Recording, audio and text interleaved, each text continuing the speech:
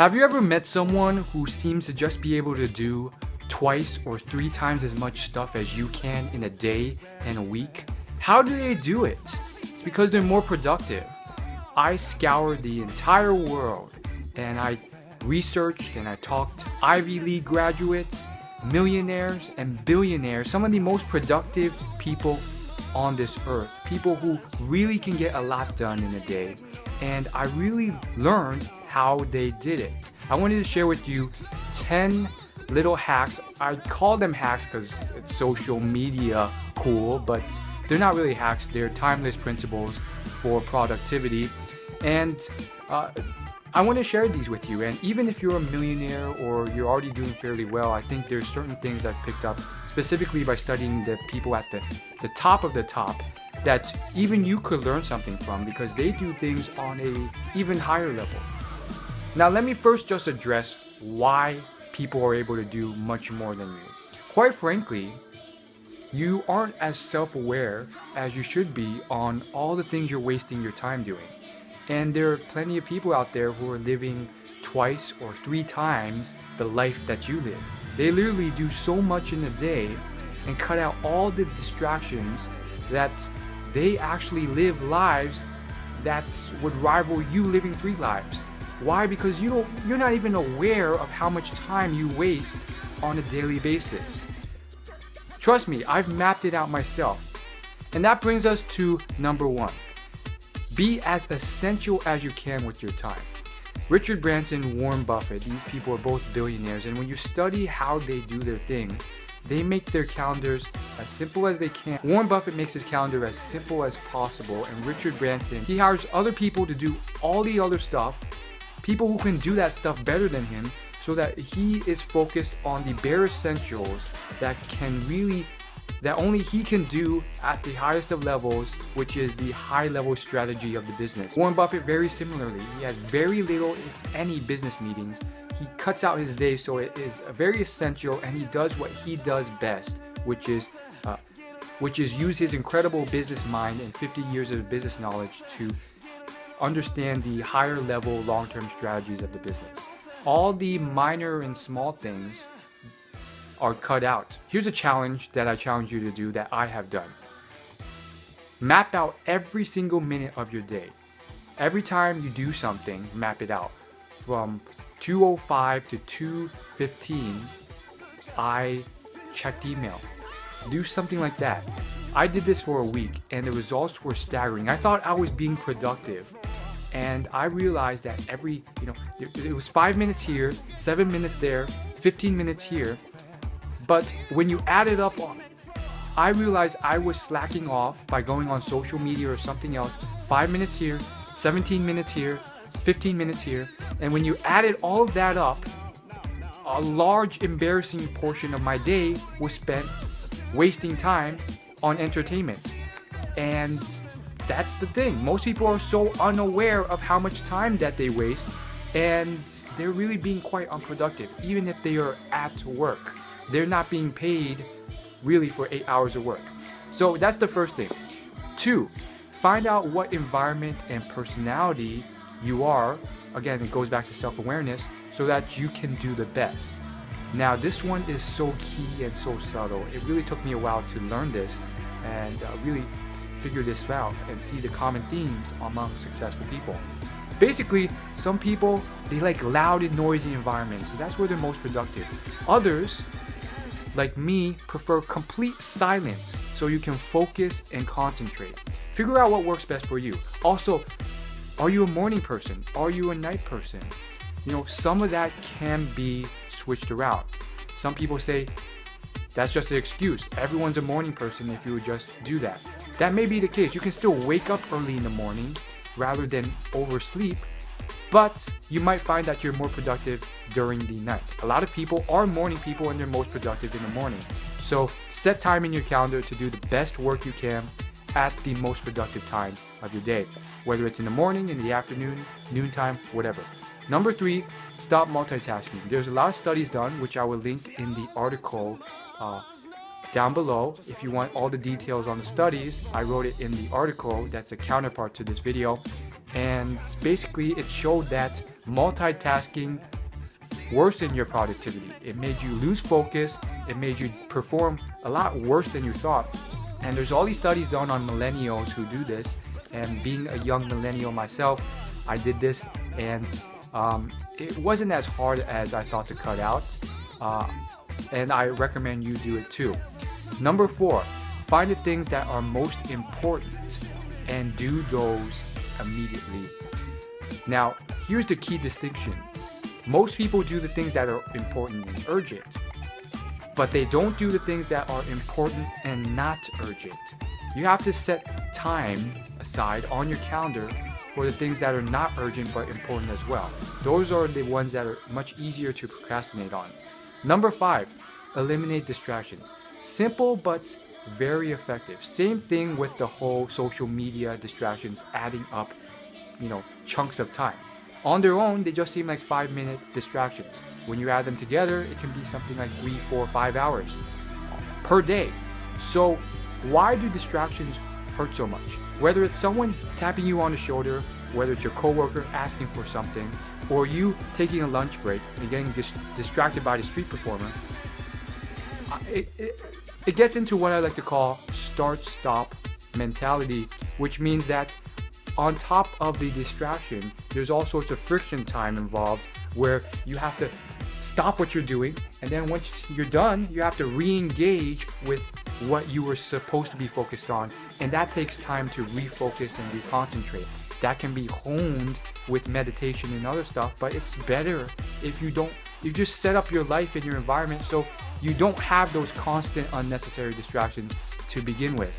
6 is value your time. What does this mean? Well, let's say you're worth $500 an hour. Now that may be like crazy, so maybe something more realistic to you is $50 an hour. The same principle applies nonetheless, whatever it is. Let's say it's $50 per hour. If your time's worth $50 an hour, you should not be spending 30 minutes or an hour or 2 hours a week on a $10 per hour task. And I want to go back to the billionaire Richard Branson. When he was asked, when's the last time you went grocery shopping? He says, I haven't for years. And it goes back to the same point. Why doesn't he do that? It's because his time is so valuable. He can contribute so much to the world that it's worth tens of thousands of dollars per hour as a billionaire. So when you take that limited time out of your day, and as you get older, you realize how precious those hours are when you're getting closer and closer to dying. But the point is, that time could have been spent making more money. So you could have, by doing this, you have just bought back an hour or 2 hours of your time. You get an assistant who is willing to do this for $10 or $20 an hour. And now you've bought back an hour or 2 hours of your time that you didn't even want to spend, especially if you don't enjoy grocery shopping, doing something that you don't need to do.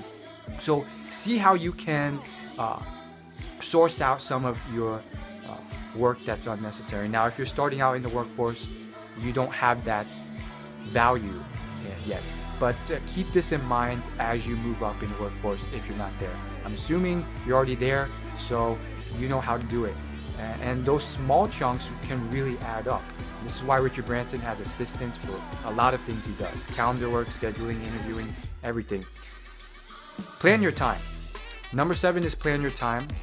The famed businessman, salesman, Brian Tracy, he says that if you plan your time, it's worth 1,000% more than if you didn't plan your time.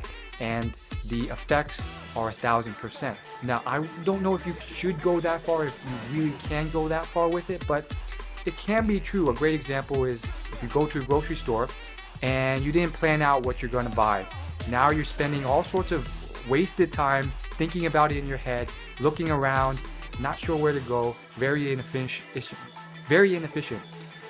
Another great example would be calendar time. So if you don't have everything blocked out on Google Calendar or some type of calendar, and you know what to do, when, how to do it, you're kind of screwed because there's all sorts of friction time. I'm talking 10 minutes here and there.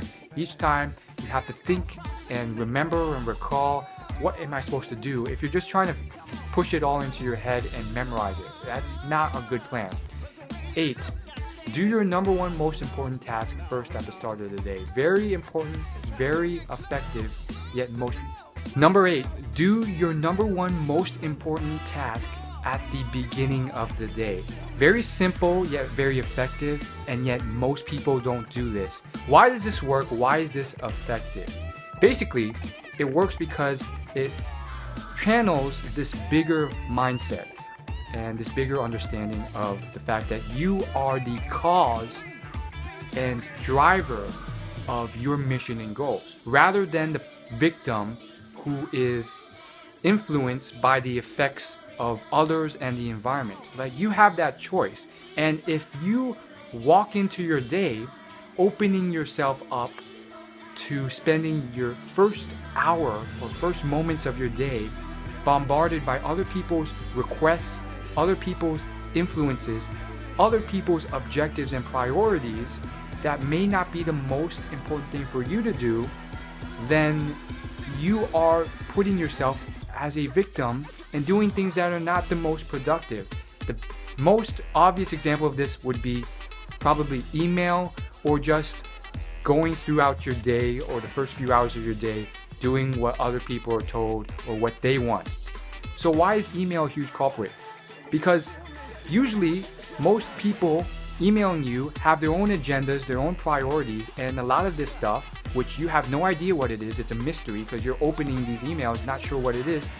Most of this stuff is not important, low priority, and just by opening that up, you're setting yourself up to open another one, and create this thing where you have now spent a lot more time than you planned opening emails and responding or answering requests for low priority tasks that aren't your number one objective. Number 9 is very simple: get enough sleep. There's this great book by Arianna Huffington called The Sleep Revolution that goes into great detail why sleep is important. Effectively though, there's a lot of people who hustle really, really hard and they're living off 2 hours of sleep. Guess what? Studies have shown that you're effectively drunk and exhausted by doing that, and you're probably more productive and you would get more done by giving yourself a treat and sleeping a few hours more. And with that rejuvenation, which is necessary, you can now spend that time and get more productive work done rather than trying to brute force it by sacrificing too much sleep. You can only do that to a certain level before you collapse from exhaustion or die. So don't overdo it. Number 10 is also very simple: exercise. This is very simple because there's been decades of science and research done showing how more aerobic exercise, which mainly means something that gets your heart rate pumping and affects your whole cardiovascular system, things like running, exercising, jogging, biking, cycling, swimming, these things will affect your productivity, your energy levels, your focus, your happiness levels. Once those increase, studies have shown that will increase your success in all other areas of your life. So it's kind of like a cyclical effect or ping pong ball effect, where once you create this keystone habit of exercise, it creates all sorts of other successes in other areas of your life. Now, it seems so simple, and I did a whole video called the cyclic effect going into detail about that. But if you don't want to spend 40 minutes watching my 40-minute long video on the why of how that affects you and the science behind it, you can simply trust my word and realize that consistent exercise is important to your productivity, health, and happiness and energy levels. Thanks for watching. As always, like and subscribe. Of course, I will see you next week. Thanks so much for watching. Hopefully this helped. Peace.